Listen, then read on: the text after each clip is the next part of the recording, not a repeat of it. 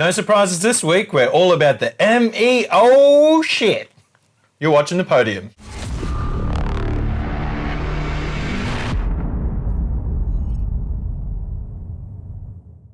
G'day gamers and welcome to the Podium, where we take a look at the biggest hits, epic takedowns and classic comebacks from across the world of esports.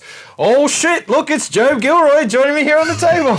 That's the best entrance I've ever gotten. Yes. I'm joined by Bo Uche, the ultimate hype man. Yes, well, you know, it's all warranted because we're here to talk primarily about the Melbourne Esports Open, which happened recently, and you were fortunate enough to go down and you know, we've been talking about it off air, and you know, there's been a lot of coverage since. One of the greatest weekends for esports on the calendar. Absolutely awesome, like fantastic stuff. They did such a good job of getting people in, like getting them engaged with competitive gaming. I thought it was awesome, and yeah, I just had a lot of fun. I mean, I was watching mostly just the two games in the Rod Laver Arena, which was the Overwatch Contenders, which we're going to have a look at, and the OPL Grand Finals. But still, whenever I got a chance, I got to go out, have a look around, have a look at people enjoying competitive games. It's so different to what we regularly see in IEM or something like, or you know, I think it sits between IEM Sydney, which is all about one game, really. And on the other end of the scale is PAX Australia, which is about all games, but not so much competitive. And obviously, you know, competitive games exist in PAX and they are always awesome. I mean, I think they've done a really good job the last couple of years with esports at PAX. It's the department store of gaming where it's everything from, you know, like competitive games there, and it's having a bigger presence each and every year, and no doubt will be even bigger this year. But, you know, there's, you know, pop culture. It is a pop culture expo, so it does cover everything. Whereas the MEO was, you know, this plethora of offerings and great contests too. And, you know, and we're going to talk about some of them today. But just choosing, you know, the ones to cover was quite the challenge, right? Because there was so much going on. It was tough. I actually wound up like having to take a lot of time to watch after I got home. There was like, I'm like, well, I've just spent all weekend watching esports. Like, I could have been literally watching these live, and I didn't have time. I had to catch up. Well, one of the highlights was the Overwatch Contenders, which culminated at MEO, which was quite exciting. It did. I'm very intrigued, Bo. You're not going to ask about my shirts? I mean... Well, I can't actually see you. It's difficult to actually visualise where you are. That's why it caught me by surprise earlier. I wore this in honour of our young fan, Jackson, who begged me to wear a fluoro yellow shirt. Unfortunately, I can't wear yellow because I look like the peanut M&M. But I decided, you know, I'd go with a bit of the old orange instead. It is fluoro. It's garish. I look amazing. I think everyone can agree. Poor Jackson, the Make-A-Wish kid that we've been talking to. It's true. He is dying. We're all dying, Bo. Well, and dying with this bit, I think. Why would you be like that? Anyway, let's talk about it. It is a beautiful shirt, and I'm quite jealous. And you know, maybe we can make this more of a recurring theme where on what terrible shirts? Terrible shirts, Make-A-Wish. You've been doing it like for ages. Oh wow. Anyway, the Overwatch Contenders kicked off with Kanga versus the Drop Bears. The Drop Bears were the heavy favourites, and they did what they were expected to do. They stomped through the Kanga. Kanga put up a decent fight, but at the end of the day, Drop Bears are so good, and they've spent so much time refining their skills. I know they spent the entire week boot camping together beforehand, before they went down to Melbourne. They were so strong. The second game was a bit closer. It was actually probably my favourite game at the MEO. It was Order versus Darksided, and every single game went all the way down to the wire. It was bananas. Every single time you thought it was over, one team somehow pulled something out. The clip we're going to have a look at is Darksided barely stopping Order from winning it all. Less than 3 meters. It is crazy how close it was, and it could have gone the other way so easily. I mean, the casters, everyone present thought it was going the other way, and they managed to hold on. It was awesome. They have the armor. They're using everything they've got to try and force through on attack. Quads is down to Mooney. Again, a little bit of a spawn disadvantage for the defenders on this first point. So Darksided, every pick they take is a crucial pick that gets them closer to getting through point A. Yeah, but we've seen Darksided have troubles getting through point A before. Sydney Drop Bears, they might just have another chance here to defend that point. If Jordation can potentially touch there, or anyone else, it should be a defendable scenario for Sydney Drop Bears, or at least a defendable attempt.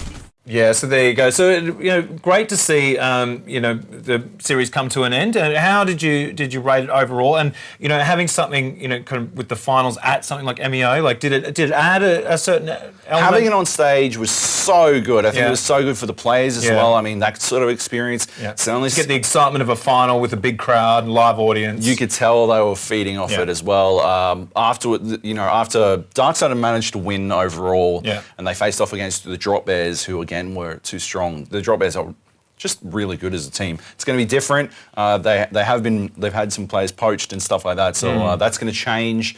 But still, they are a really strong team. And that live experience, I think for the fans more than anything. I mean, they had cosplay out. It was awesome. And people got to see how Overwatch is supposed to be played, and I think they got a really good idea. By quality teams, in their prime as they're in the finals. So, it's fantastic. So moving right along from a competition that was coming to an end to one that was kicking off, taking a look at the Predator OC Open series in PUBG. Yeah, so this booted off this weekend. You can actually play if you're so inclined. You can't because you're shit, but good players would be able to play in this. They got like an open series first. That qualifies you into the closed series. The closed series qualifies you into the finals. And eventually you're playing for $15,000. The first week kicked off. Great commentary, I thought. Fantastic stuff from the team at Throwdown. But also awesome play. I mean, straight off the bat, the best teams in Australia put it all out there. Gave it a red hot go to get into the grand finals. And some of the best absolutely performed. Greyhound and Athletico in particular got up. The good thing is they've qualified, so as far as I understand it, there's so many layers to this. I may have it wrong, but as far as I understand it, they no longer have to compete. Right. But that means we'll see more of the other great teams like the Chiefs and the others who are competing at such a high level already and will be doing more. What we're going to see in this clip is the chaos that happens when the best teams all happen upon a circle, and there's so many teams left, so many players left, and the circle's small enough for it just to turn into a John Woo style NUTFEST. Yeah, all it's missing is some doves released, and it would be complete, and some slow motion takedowns. But it's pretty impressive. Check it out. So, Immunity looks like they're going with a bit of a 2-2 split. They've got one member, I think it's Nick 101 up high, and he might begin to engage very shortly. Extreme, he spotted him out. Clear headshots on Biggie J. The spray for the 4X trying to finish him off, but sadly does not connect. The problem is the 2-2 split, as you said. These boys are so close together. You never know. Extreme GG with one headshot on Zidon. He takes him down. Kozzy, the spot out. Those boys, Extreme 2G going down to Nick 101. Kozzy taking down Luke 12. Greyhounds not looking the best, but Bizen finding their time to shine. Come in from that south side. Kozzy will go down to solo B. Nick 101 trying his best. He does take down Happy Novites, but will go down to the south side. Yes, so you can see that level of accuracy is why I'm not playing in the PUBG Open series. But no, pretty impressive. So interesting, with the open element to it, where anyone can get involved. But you were still really happy with the quality of the competition across the board. This was the closed element, the best teams that are already qualified, I guess. Through, so I think the open format allows teams to sort of get up if they maybe haven't tried to before, allows them to gauge themselves against the best. But we will wind up seeing, because PUBG is inherently competitive, we will wind up seeing the best teams. Up there again. And so you were happy with the format? Because we've seen quite a few good PUBG, invitationals and challenges lately. So how did this one rank in amongst those? Apart from the confusion that I feel at the format itself, at the tournament rulings, I'm still not 100% sure how it's supposed to float out. But apart from that, I think it is a fantastic way to actually get players, more time playing, playing at a competitive level, because obviously they scrim a lot. I know everyone in the OC scene scrims a lot, but it's not the same as playing hard, playing for playing for the best possible reason, which is qualifying for some finals. Yeah, exactly, which is what the winners from this tournament will do. And Throwdown have had some success earlier with the Rocket League series that they were involved with. So having that pedigree, you imagine that you'll get just as good a quality result from PUBG. Our Rocket League teams are awesome, and they have come up through that same system. The Rocket League actually kicked off again this week as well. Awesome. But time is short, we can't include everything. So but it was just the kick-off week. So stay tuned for more action, PUBG action from Throwdown. So back down to Melbourne for more MEO action, and another series which was coming to an end with some finals during the Melbourne Esports Open was the OPL, which has been going and throwing up some great contests throughout the year. How did you enjoy the final? I thought they were awesome. I mean, I was hoping for 5 games. I think everyone there, except for the teams, were hoping for 5 games. But at the end of the day, the Direwolves were just way too strong. They're such a good team. I feel like I'm repeating myself because I said it all about the Drop Bears, but the Direwolves are even more dominant than the Drop Bears. I think they are an even stronger team. I'm certain that they can do well at Worlds. They just need to, if they can get their focus on, and I think they will. They're going over to South Korea today, I think, to boot camp. I think they'll have a really good shot at it. But the Chiefs got up as well, and I think what they did was they demonstrated how competitive the entire split 2 of the OPL in 2018 has been, because they did so well.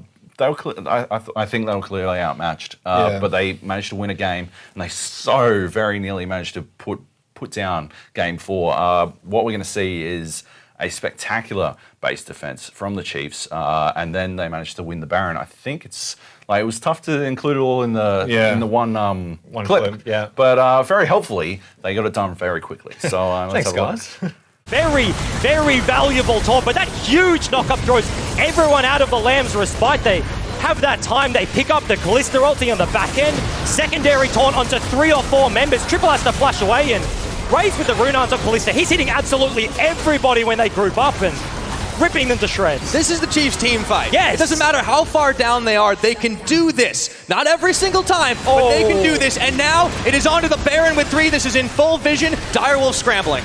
And they have the contest as well, like Schoenfire is coming over, but they still have Callista. Triple, looking for something smite early, they don't care, they just want to get it done and dusted. All right, let's see if they can secure this one up and get out with their lives. Here comes Schoenfire over the side, it's going to be secured with the Ren stacks now, they just need to make it out. Ryoma coming through, looking for Schoenfire, extra damage, turning back in, and there's going to be extra damage there. Counting King, he's going to get the QSS, keep your eyes on that AD carry, that's going to determine this fight. Chiefs wanted to make it happen right here, right now, but the Direwolves nearly putting it away. Yeah, so there you have it. And another result of a result that you kind of expected. But, again, OPL probably had, bigger presence. How did it benefit from having that live environment again? Did you see a similar kind of, enthusiasm from everyone? A very rowdy crowd. Very rowdy. There were a bunch of shoeies, some sneaky shoeies, and then people gave up and just started doing them blatantly, which was fantastic. People were getting really into it. There were chants, signs, heaps of people in Direwolves and Chiefs jerseys. Yeah. I thought it was really, really good to see, and I think it shows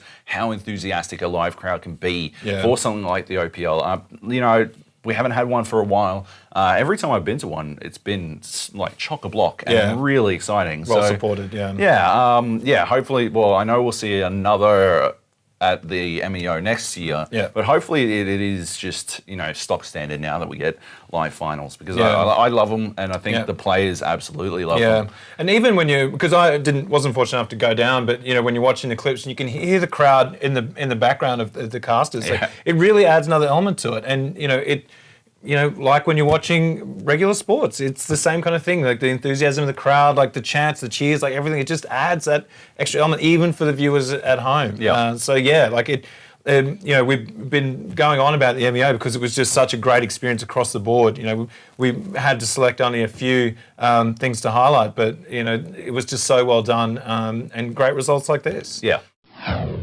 So staying down in Melbourne for the last piece of action from the Melbourne Esports Open, taking a look at the Extremeland ANZ BenQ Zowie Extremesland CSGO ANZ qualifier. Wow, we love a good mouthful when it comes to naming naming events. But while the name was long, the action was intense. You enjoyed this one, as well. I love seeing the best teams in Australia, the best CSGO teams in Australia, duke it out, and a bunch of them were there doing exactly that. I thought Legacy put on a really good fight, but they got squashed by the Chiefs. The Chiefs are in perfect form all weekend. They played it really well. The finals themselves saw them take on Tainted Minds, and I was reading an interview afterwards with the captain Tux on Snowball Esports. He was saying that basically they've been focusing on upping their pistol rounds, and the clip we're going to watch, they clearly... It's paying off. Yeah, let's have a look. You see Tainted Minds now looking to challenge APOC, who is trying to fall back, trying to get some shots as he is falling away. He's able at least to delay the push slightly, but two more coming straight in at him. APOC holding this angle, holding it well. That is a successful A-site defense, and Burn, a little bit too late to the party, is just going to be feeding APOC. So there you go, another great tournament at a great event at the MEO, but with international results, they're going on to Shanghai after this? Yeah, for the Asia finals, they'll play against, again, the best teams in the region. That'll be really tough, but it pays for them to test themselves against the best internationally, and I think it's a really good opportunity. I can't wait to watch that as well. I mean, if the Chiefs can continue in their form, that'll be good. I'm excited. Yeah, well, and a great weekend, as we've said, across the board for MEO. We've mentioned a few of the fantastic results that came out of it. When there's so much going on, what would you do next time? Like, what are you looking forward to? Are there any changes you would make? Like, is it spread over more days? Because you were saying it's like you're running from one massive spectacle to the other, which is great, right? Like, keeps your energy high. Yeah. But is there anything you'd do a bit differently? I think instead of spacing it out over more days, spacing it out over the days might be a little bit better. But it's hard to say. I don't know what's going on in the back end there. I don't know what is going on logistically. It would be nice for me to be able to get around to more stuff. I think maybe some international stars to come in, not to compete, but just drag them in, give people that opportunity to talk to see their international heroes and put them up alongside their local heroes. I think that would be fantastic for everyone. And just even, like they do with other pop culture festivals. I mean, there's so much going on there. There's cosplay competitions and they had autograph signings with the talent. Like, there was a lot of different things going into it. So even just, some other international element that played into that. Yeah, exactly. But otherwise, there's not much I'd change, to be honest. I thought it was awesome. I wonder what's going to replace the crazy Fortnite stage next year, because this year it was bananas. It had like a dance floor. How'd you go on the dance comp? I did not compete. But Didn't let the 8-year-olds wipe the floor with you like they do online? Look, if I want to smash a bunch of 8-year-olds, then I will go down to a park, like a normal human being. And play handball. What's Grandad playing over there? But yes, aside from ancient games of our past, fantastic result across the board, and it's really great to see, a local product doing a great job, with catering to the fans, putting on good contests, and getting, the sponsorship levels right, like pulling all those levers and just getting a great result around. It was just fantastic. Yeah, there's a lot that goes into something like that, and I think they did a really good job of making it go work. So there you have it, folks. So just a fantastic lineup of events and contests over the last couple of weeks. You'd think we'd be exhausted. You'd think we'd be out of stuff to tune into, but that's not the case. There's always something new and exciting going on. What's got your attention this week? I'll tell you what, I'm going to Thailand. Hey! Yeah, for the Bangkok qualifiers of the Overwatch World Cup. I'm going there to make sure to see if Team Australia can get up, qualify for the World Cup finals at BlizzCon. I'm actually pretty confident they can do it, but it is a tough group. It is a very tough group. I think, you know, they've got all the pieces they need. It's going to be a matter of coming together, but I think they've been working on it long enough.